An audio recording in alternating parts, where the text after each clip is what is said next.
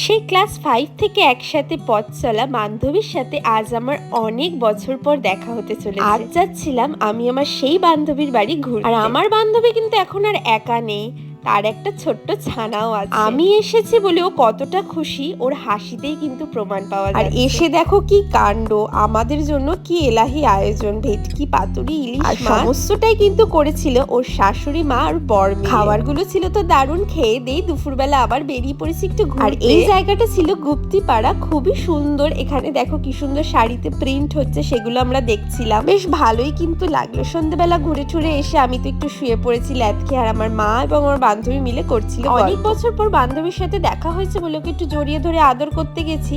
আর এই পুচকু এসে কি বলছে দেখো, শুধু মাকে আদর করলে হবে না, আমাকেও করতে হবে। আর এই ভদ্রলোক দেখো রাত 12টার সময় হন্তদন্ত করে ছুটেছে আমাদের জন্য গরম মিষ্টি আনতে। খুব ভালো কাটলো দিনটা। দেখা হচ্ছে আবার নেক্সট ভিডিও। টাটা।